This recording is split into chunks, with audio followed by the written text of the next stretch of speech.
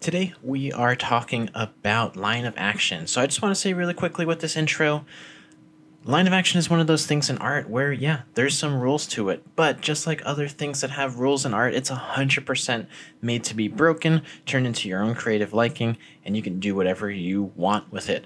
So everything I'm about to say in this video is not something that you have to hold yourself to. Now, with that said, let's get into this video.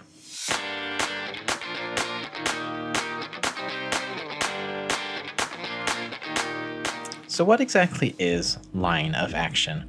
Well, if you guys know me, you know I love Grizz and Norm, so they have an awesome example here.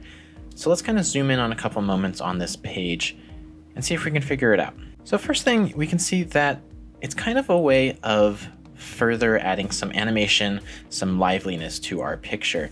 You can see that this example here on the right, well, it's a little more interesting than the one that I have the arrow pointing to, right? It's a static pose versus something that has a little more movement. It feels a little more natural, right? You know, generally as people, we don't stand static and still and have our hands to our side and, there's generally something going on. And this is a way to kind of add some of that realism, but also some energy to your picture. Now, another thing, this example here where it says the spine is always part of the line of action. Well, you don't always see the spine, so that might not always be a true visual representation, but generally, yes, you can kind of see or imagine the spine through a pose, and then that's going to give you that perfect kind of S-curve shape. Sometimes people have like a perfect spine line in the back, so it can be really helpful when you're drawing back poses. Using props as an extension to that line of action is also something that works really well. The sword in this scene is part of the motion. It's part of the action, right? For lack of a better word. So you can include that sword or whatever it is. It could be any kind of weapon into the line of action because it's playing its own role. Now, lastly, if you know me, I gotta highlight this because this is something that I'm actively working on, and it's to keep it simple. It doesn't have to be an overly complex S-curve or a crazy line of action swooping from one end of the page to the next with all these different curves going on. Simple is sometimes better. It's direct. It's telling the story. And again, we're always trying to tell our story within our drawing. Now, like anything in art, there are different views on how the line of action should work. So if you look here at this example, this was just an example I found on Pinterest. I'm not sure who did this, but this artist example said, avoid S-curves in your line of action. Now, if we jump back over to Grizz and Norm's example here, they use S-curves quite a lot. So you have it in these guys, in animals and different shapes like that. This is going to be completely up to how you want to use this. I think that sometimes there is an advantage to having an S-shaped curve, but then I also think that sometimes it can become too complex and take away from what you're trying to show. So it's kind of a situational kind of thing. You can figure it out on your own, what you feel best with. So I found these examples of SpongeBob online with this example, and you can really see how the line of action can tell a different story depending on how you use it. If you look right here, this is the same line of action, right? But they're telling two different stories. The acting is completely different. And this is all about what using line of action is. It's about adding energy, acting, movement. It really starts to tell that story. So if nothing else, what you're going to get out of this video is that we're going to try to move away from this, and we're going to go to any of these other examples where you're really going to try to push that S-curve and then build your character on that shape. So one of the best ways I thought you could practice line of action if you've never done it before is to take something simple and then do line of action completely from your imagination too. Just see what comes to mind. If you saw, I know this kind of went by really quick, but I didn't want this to take too much time, but I'm just drawing a line and then I'm going to figure out my pose on top of it. So I'm using flour here. Flour is literally a rectangle. He's a sack of flour. He's very bendable. I can pose him however I want. I can make it as crazy or as static as I want. And so what I'm doing here is I'm just experimenting with different types of lines of action. So you see the last one was, just like a small curve. This one we're going with a little more of a dramatic curve. So I thought this one maybe flowers flying through the air. I wanted to remember too that in the Grizz and Norm example, it said, don't be afraid to go simple. Simple is good. Simple can tell a story very clearly. So here's a nice simple pose, basically the one that I started with. If you guys, that one in the middle that I showed, that's going to be our standard flat pose that we're looking at, the one that's kind of those boring eyes, because he's supposed to be a boring pose. And then I wanted to try an S curve. I don't know why, but the only thing that could come to my mind is what if Flower spent a little too much time on Instagram and wanted to post his own influencer booty pic. I'm sorry. I'm sorry for this in advance. This is just what came to mind. I thought it was hilarious. So hopefully you find it too. But overall, what I'm just trying to say is have fun with it, experiment, do something simple, do SpongeBob if you want to, but just try it out. So before we get to the action, let's just take a look at how we can analyze and visually put a line of action on a figure. Today we're going to be drawing 12 figures, 6 for a minute and 6 for 2 minutes. Now we're doing this quickly because we want to remember that line of action is best used for energy, action, and also on gestural drawings. So each picture we're going to have a line of action through. So what do we do for this picture? Well, my natural instinct would be to see it as this. Now if you were to ask me, is this wrong? No, that's not wrong. But again, you want to be able to push your line of action. So for me, I would say go from here and then go into that other leg because it's giving you a much better arc and curve, which is going to lead to a better animated, energetic drawing. Now for some, you might be asking, well, what about the head? The head doesn't always need to be included in the line of action, but if you need it to be, this is where that S curve would kind of come into play. And again, this is where it kind of complicates the pose, but if you see this as helping you, then again, that's how you should go about drawing it. So I'm only going to break down 2 more. I have a lot of pictures today, so I can't break down every single one of them, but I will have the line of action drawn over them as we draw together.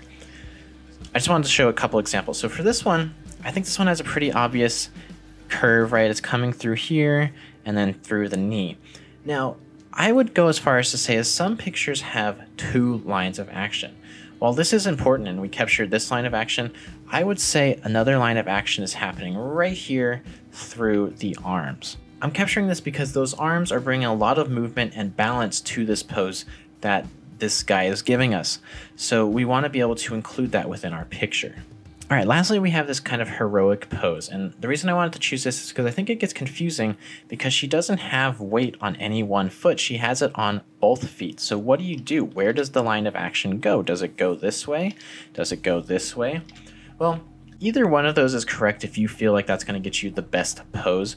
But how I would identify this is to kind of remember back at the Grizz and Norm where it says the spine is always going to be a part of it. I can imagine her spine is somewhere through the center of her body. And I'm just going to take a line and curve it right down through from the top through the center of her crotch, because I'm remembering that right down here in the middle is where that weight is distributed. So she has a little bit of a bend, and I can even kind of over exaggerate that or accentuate that in my drawing. But again, there's really no wrong way to do this. If you even wanted to come in here and let's say add in that S curve, so you kind of do something like that, you could totally do that. You gotta feel this out. I have a lot of pictures that we're gonna go through, so I recommend you try it all. Let's get to some drawing. So we're gonna go through 12 drawings today, so here is your warning. Once this gets started, it goes, okay? There's gonna be no breaks in between. This is the only break that I put in to explain the situation. I'm gonna have the line of action drawn on our poses here from the pictures, and then we're gonna go for it. So let's do it. All right, we're starting with 6 1-minute drawings. Now, 1 minute is not a lot of time. If you're not used to this gesture drawing, this quick format drawing, it's gonna take a little bit to get comfortable with it, but just hang with me here. What you're gonna do is draw in that S curve before you start anything on all of these drawings, and then you're gonna build your drawing on top of that S curve, trying to follow the form as best you can. You can totally break the shape. You don't have to stick to your initial line, of course, but if you can see that you try, it's going to bring a lot of movement, a lot of action to your picture, and I think you'll be generally happy with the result. Now, what you want to work on as we go through this is to just move through the form. Try to get from head to toe. Try to get as much detail in as you can. You'll notice that I generally just kind of don't get the arms in. I don't know why, but that's just kind of like the part that I don't get to. But this moves pretty quick, so start working on that. Boom, already into the next one. So like I said, this is gonna go quick. There's not too much space or time in between. So hopefully you guys are following with me. Now this is the one that I said had the two line of actions here. So again, just try to draw those in as you can.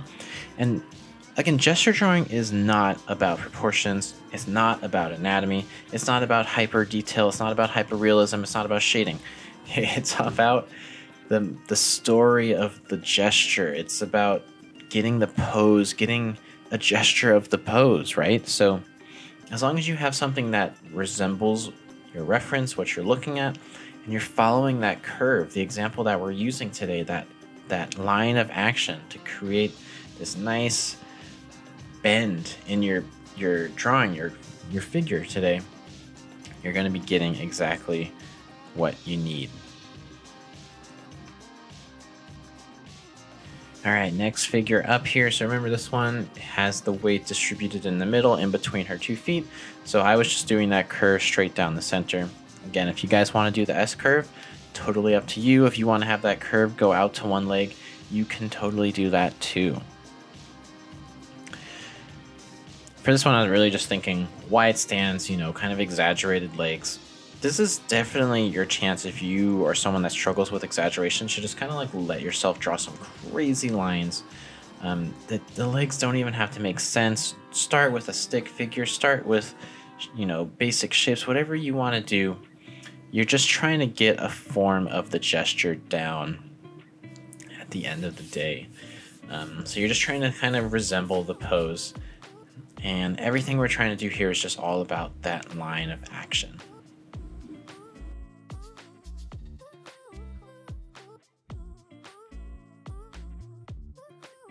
All right, halfway through our 1 minute drawing, so hopefully you notice your speed picking up a little bit. You start throwing away some details in order to get some other details going here. Now, I didn't put these pictures together in any sort of, simple to difficult kind of order or anything like that. They're just kind of the order that I put them in, or whatever Photoshop put them in. So again, really just try to get down what you can. Basically, what you're trying to do is just really bend your figure. If it has to look fake, make it look fake. You can always come back in and fix these drawings later if you like them, but really see the differences. Like, do these drawings and then go analyze some of your other drawings that maybe you drew from your imagination or a past figure drawing session or something like that, and see if they have a little more life to them than you're used to seeing in your pictures. I can almost guarantee that you're going to have a little more energy going on here when you build a figure on top of a curve or a line of action than when maybe you just built a figure when you just started with a blank head or a blank page. Ballerinas or any kind of dancer are a perfect example for where you can naturally see some really great lines of action. It's also somewhere where you can really kind of see the exaggeration in form, and you can see some anatomy tricks in there too if you're kind of getting to that point. Again, do your best to move from the top to the bottom, right? We're trying to get from head to toe, trying to fit that full figure in here. Every now and then you're going to get stuck on some details, but you got to kind of push yourself through. So I saw a lot of action happening through the hands here. Unfortunately, I drew my figure too big to fit the hand in. But again, this happens. I don't really have time to plan things out in a minute. So, if you notice yourself kind of like planning too much stuff out, you're gonna lose a lot of that energy in the picture. You really just want to move from one thing to the other. Try not to second guess yourself. Really, there's no time to really second guess anything in a minute.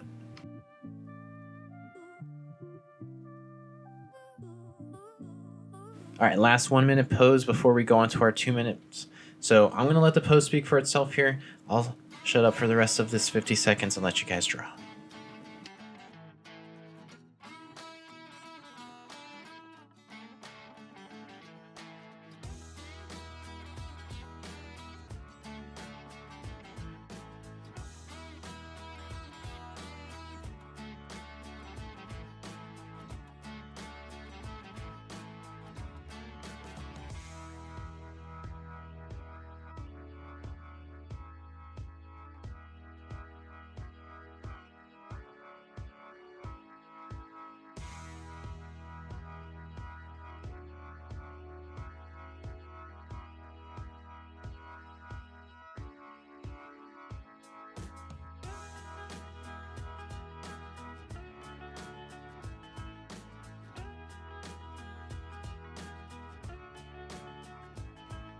All right, wipe that sweat off because now we're at 2 minutes. And trust me, 2 minutes is not a lot of time, but it's going to feel like a lifetime extra after doing 1 minute drawings. And that's the reason we always start with those quick drawings, because it starts to pick up your natural speed and you don't even realize it until someone gives you more time.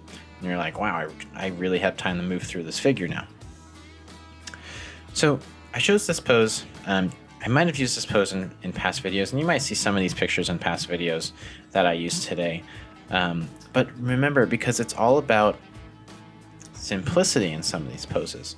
So I did choose some complex stuff. You guys have seen that. We've had people flying in the air shooting bow and arrow, right? But we also want to remember that there's so much story that can be told with just a simple curve, right? It's a perspective trick going on here, the fighting pose, right? So, and we want to see that curve happening through the body, because if you looked at this pose without the line of action and you kind of just went straight in and tried to tackle it, you might get a pretty static or straight upstanding pose. But you force that line of action in here and you really see how much she's bending her back and how much that leg is sticking out, that curve from her shoulder to her heel, and how it's not aligned with each other, right? Her shoulder is not directly over that heel, but it is to the foot in the back, right? So we have weight distribution that we're kind of seeing, and we get to play around with a lot of perspective tricks and kind of force the viewer's eyes in a certain direction. You get something kind of funky, but out of a nice simple start. And to me, I really like that. So that's what this is. This is all about to me.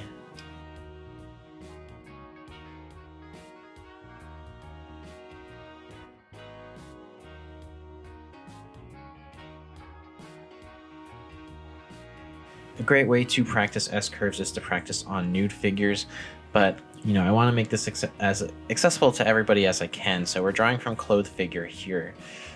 So one thing I do want to say is try not to get too confused by the clothes. Now this guy has on some baggy clothes, right? We got some really baggy sleeves and some pretty big non-tapered pants, right? So a lot of his anatomy and structure is getting lost, but it's okay. We don't have to have that to create a nice moving gesture. The guy's dancing, he's moving, right? So we're trying to capture that in some of this motion.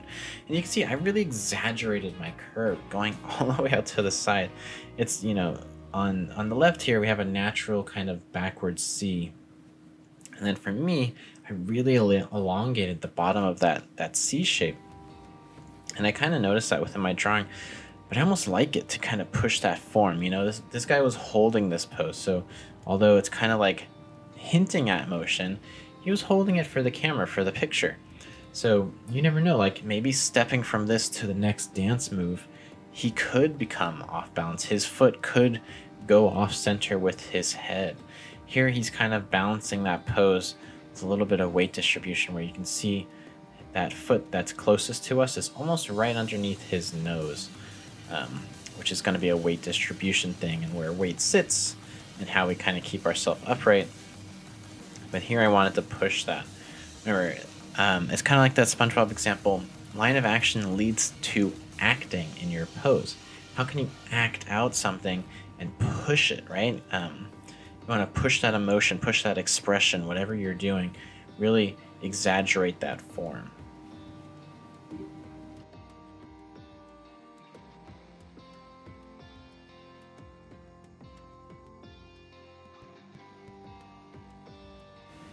Now this one's a great example of where the curve or the line of action could have been a little different. In my opinion, I struggled between whether I wanted it coming through the head or if I actually wanted it to be a part of that hand that's up in the air. And I think either way you go, you'd be in a pretty good spot. That arm and the hand up in the air like that is really a great leading action line, right? That arm is part of his balance in this pose, throwing his weight that way as his body kind of bends in the other direction. So it's 100% a point in the story that you're trying to tell, which is this dancing pose. So it's something that you want to consider and use. So I wanted to kind of explain this as like, you know, this is a situation where you need to decide what kind of line of action is better for you.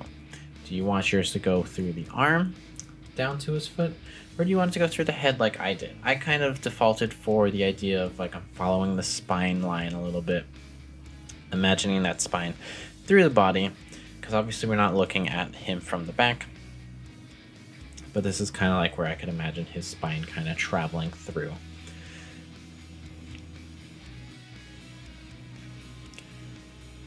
From here, again, breaking some form is a great way to get some motion. The idea of like someone moving or tipping or falling over. And so you're going to kind of break that form, push that foot over a little bit, exaggerate some things, and really kind of influence and tell the story.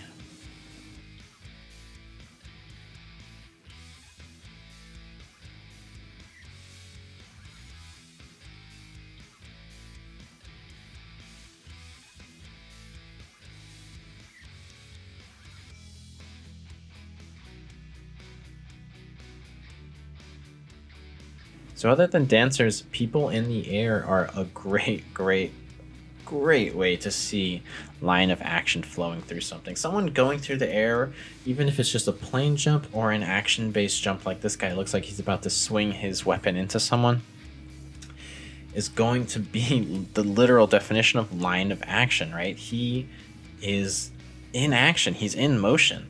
So you're going to really see line of action represented in a pose like this.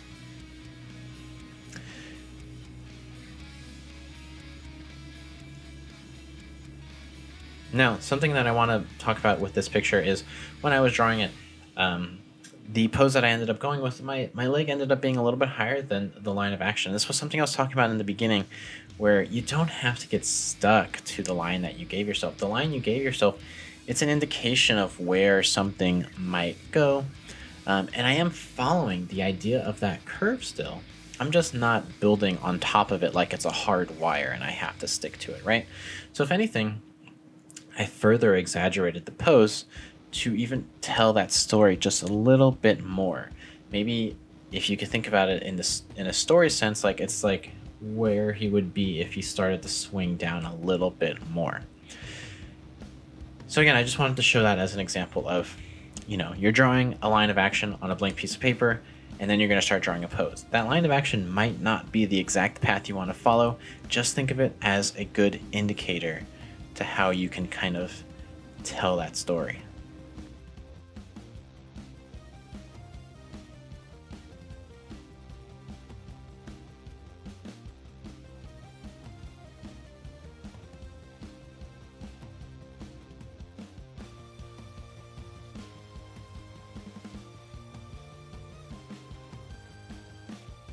Nice and simple pose here. I won't say too much about this one. I did want to practice the idea of an S curve coming through here because we do see that really nice and defined spine on this guy's back. And then we go down to the weight-bearing legs. This guy has a little more of a static pose, but as we kind of discussed earlier in this video, adding something like a line of action can enhance that static pose and make it a little more lively, a little more movement. You can see a little more of a bend in the torso or the leg or whatever it is. So I'll let you guys have at this, but again, push yourself to add a little more movement in this picture.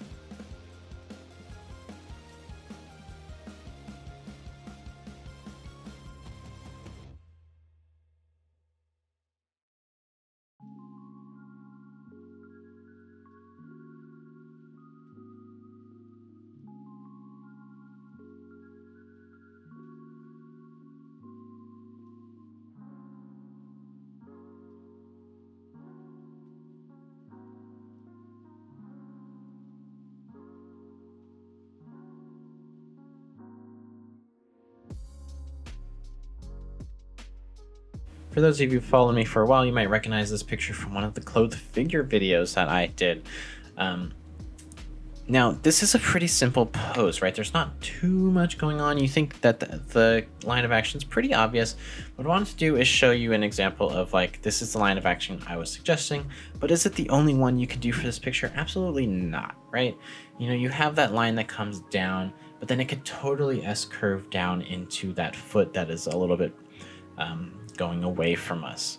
So again, this was just another way for me to kind of push this form a little bit and keep myself exaggerated, keep the legs nice and moving and energetic. So those are just some things I threw in. Now this is the last pose, so get this one out and then we're gonna be all done for today.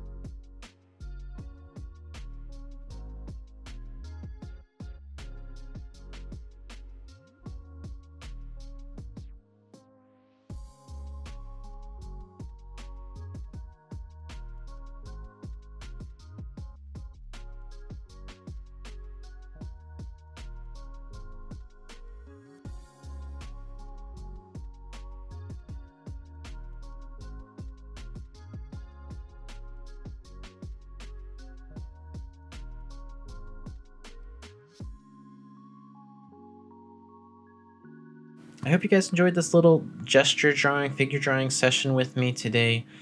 If you guys have any suggestions for future videos, please let me know. I'm kind of going through a list of stuff I have right now, but I'm going to run out of ideas eventually, so I would really appreciate it. I want to say thank you guys for watching, and I'll see you in the next video.